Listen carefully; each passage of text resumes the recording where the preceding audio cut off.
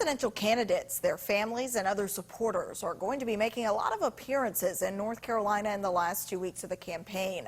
It's a sign of how the top contenders need North Carolina to ensure their victory.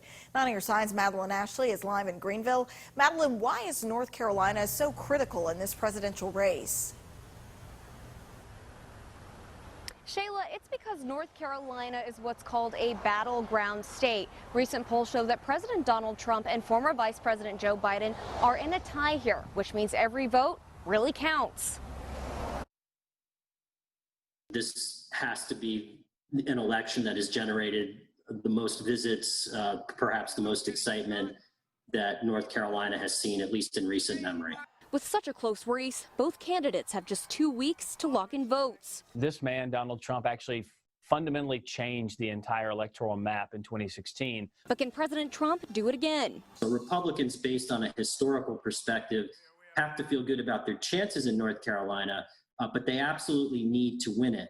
Meaning the Biden campaign has to stay on its game. And that game means getting the candidate and his big-name supporters in front of voters. I tell everybody the road to the White House runs straight through North Carolina. We've seen this in 2008 when we sent President Obama to the White House. Now it's all about winning the hearts of voters. Turnout is always key in these elections. And in the last 2 weeks, that apparatus we've built that is the envy of the political universe, we think is really going to help push us over the top. Big crowd showed up to support President Trump during his October 15th Greenville rally. To watch the president interact with those voters, he gets a lot of energy in those situations. You know, you can feel the crowd, you can feel the intensity, you can feel the excitement. But Biden campaign leaders say the president's large rallies are not going to change many voters' minds. Our current administration has forgotten what America truly stands for and our values, and that's taking care of our people, our health care, our economy. And Vice President Biden is going to be that person that gets us back to that crown jewel.